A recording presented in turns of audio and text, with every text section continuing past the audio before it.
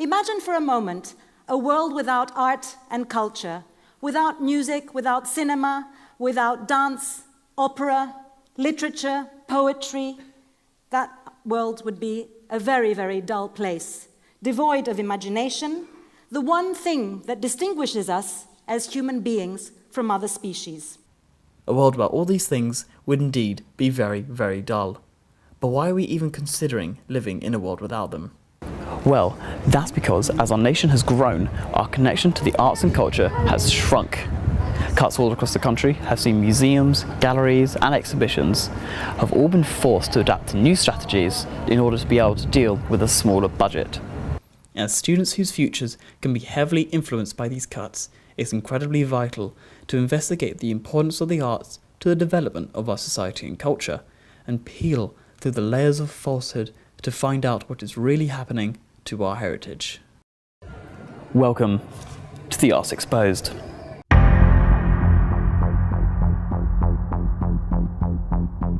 This documentary will be looking at the importance of the funding to the arts from the past, present and future. We'll study key figures from the artistic community and how their influence is still felt today. How the current budget cuts and shifting attitudes towards the arts is shifting opinions all across the nation, but also how it's felt here in Nottingham, from our museums to our university societies. And finally, what could this all mean? How will the job market be hit, or the places of arts themselves? Let's find out.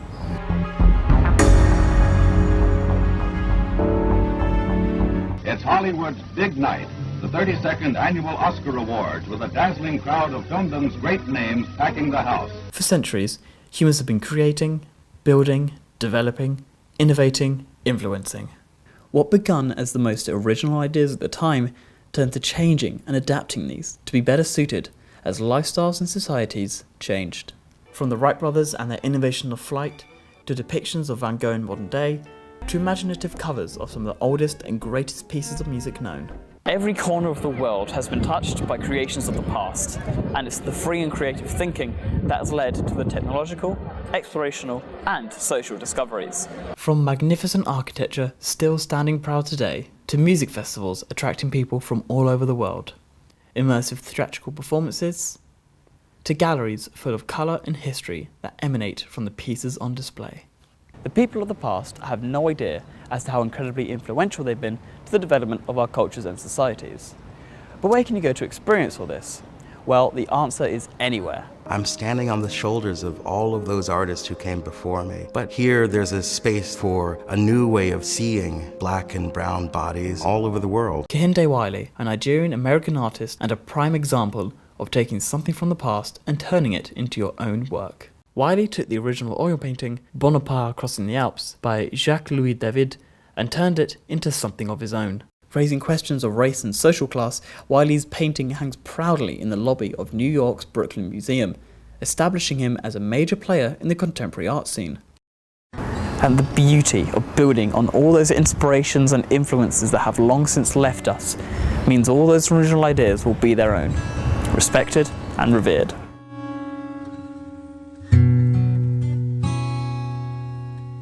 Nottingham is home to numerous places of art, performance and culture that see a wide amount of visitors throughout the year and is widely respected amongst the artistic community across the nation. Here at the Nottingham Contemporary Museum, we are currently seeing the largest UK exhibition of Simon Starling's works, which is being showcased throughout the whole of the summer, with most of the dates at the moment already fully booked out. Museums like these allow the enthusiasts and the dabblers alike to muse at the works of art from around the world, to share their opinions and to interpret the pieces in countless ways. Where else is it possible to interact like this? The recent cuts seen across the UK make it seem like things are, at best, going to stagnate, potentially leading to a loss of interest from investors and developers, which can translate into closure. However, it's not all as bad as it seems. And increasing the cash that will go to the Arts Council, our national museums and galleries. We'll keep free museum entry and look at a new tax credit to support their exhibitions. When questioned on the cuts to local councils and the Department for Culture, Media and Sport, Mr Osborne stated deep cuts to the department would be a false economy, telling the House of Commons that £1 billion a year in grants adds £250 billion to the economy. Yet despite the £1 billion investment Mr Osborne claims will be added to the DCMS, this completely contradicts what the council members of Birmingham have had to do and deal with. In 2010, they announced there would be a 17% cut to their arts funding. In 2013, 20%, and in 2015 it raised to 25%. Now, they are considering slashing £1.25 million by 2020, a decision made by the City Council, but forced by our government. Yet there is always the potential to be hit by the cuts. Nottingham Playhouse, which is world famous for its adaptations of The Kite Runner and the pantomimes that run here throughout the year, saw 100% of its annual county council subsidy cut in 2014. This was totalling £94,500. But where did this all go? I reached out to Nottingham East MP Chris Leslie to see what he had to say. Councils have had to make difficult decisions in the face of significant cuts from central government, and I'm sure the decision to cut funding to the Playhouse was not taken lightly. In response to this, I asked Mr Leslie what his stance was towards the cuts that the nation faces.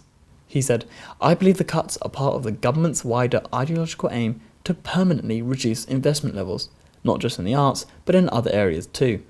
I believe this approach is not just bad for us culturally, but for the wider economy as well." And it's not just the local museums and galleries in Nottingham that could take a hit too. Nottingham Trent University is known to have some of the best media courses in the country, as well as their award-winning student-run TV and radio stations, Trent TV and Fly FM. I spoke with broadcast journalism students Billy Taylor and Lydia Meredith. We're not undervalued, maybe. I suppose our course hasn't got as many students on as a law course or a business course. They're going to need more money because there's more students. Can you see the cuts have an effect on your degree at all?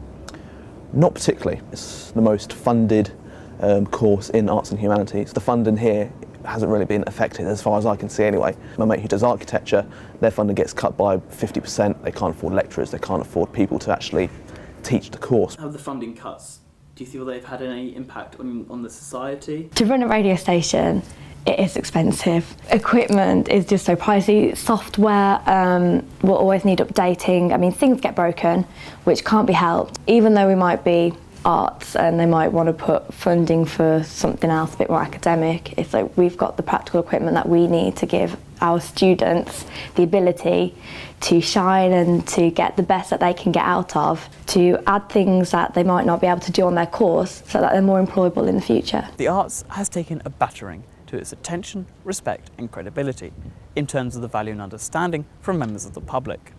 This hasn't always been the case, however, as recently we've noticed a shift in attitude in the government.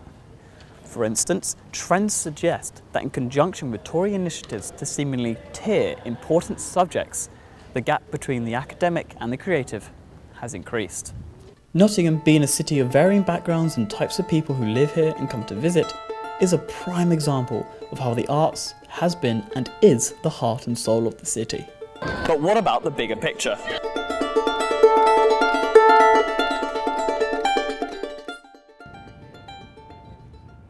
Whilst thinking about the impacts caused today, we should always be wary about the effects our actions will have in the future, always considering what possibilities will occur. During the filming of this documentary, announcements were made to once again raise the tuition fees for university. Of course, there was outcry, with petitions to abort the plans being shared across social media platforms and is currently sitting at 45,000 signatures. With thousands of students having already been priced out from the recent increase to £9,000, this can only mean that many more who have the intellectual ability but lack the financial stability will be dissuaded from going to university. So what could this mean for the students looking to study within the artistic sector and eventually the hunt for jobs?